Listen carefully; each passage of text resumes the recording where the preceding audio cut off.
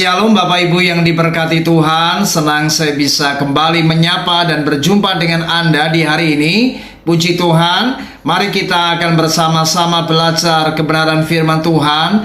Tema yang akan saya sampaikan adalah dagingmu harus mati. Mari kita akan membaca di dalam surat 1 Tesalonika 4 ayat yang ke-7. Firman Tuhan berkata, Allah memanggil kita bukan untuk melakukan apa yang cemar, melainkan apa yang kudus. Panggilan Tuhan atas kehidupan orang percaya adalah hidup dalam kekudusan. Karena Allah itu kudus, maka kita sebagai anak-anak Tuhan juga harus kudus. Dan kekudusan itu adalah merupakan standar daripada Tuhan. Dan jika hidup kita ingin diperkenan oleh Allah, mari kita harus menjauhi apa yang cemar, dan mari kita hidup takut akan Tuhan, dan hiduplah dalam kebenaran dan dalam kekudusan. Dan untuk hidup dalam kekudusan harus ada harga yang dibayar, yaitu daging kita ini harus mati.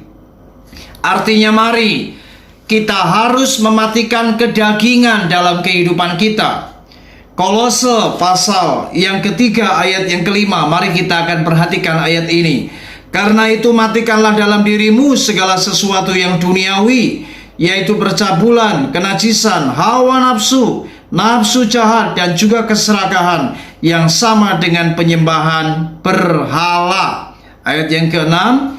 Semuanya itu mendatangkan murka Allah atas orang-orang durhaka. Saudara, kalau kita tidak ingin mendapatkan murka Allah, maka kita harus hidup menyenangkan hati Tuhan. Dan untuk hidup menyenangkan hati Tuhan, maka kita harus mematikan kedagingan kita. Tidak akan pernah bisa seseorang hidup dalam kekudusan sementara dagingnya tidak mati.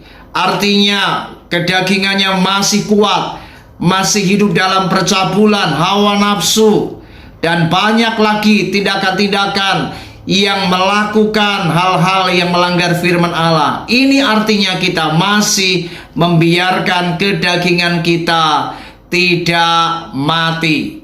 Dan oleh sebab itu, kalau kita ingin hidup berkenan dan dalam kekudusan, maka hiduplah dalam pimpinan roh, di mana kita harus mematikan daging dan kita harus tunduk dalam pimpinan Roh Kudus. Ingat, roh itu penurut tapi daging lemah. Dan oleh sebab itu kita harus benar-benar serius untuk mematikan daging ini, di mana kita harus hidup dalam kehidupan yang baru.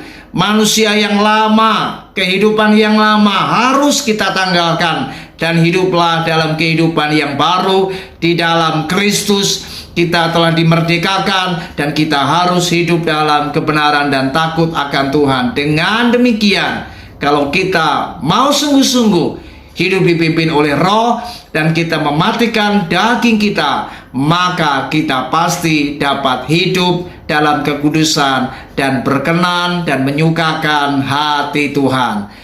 Tuhan Yesus memberkati. Mari hiduplah dalam kekudusan, sebab kekudusan itu standarnya Tuhan. Tuhan Yesus memberkati kita semua. Shalom.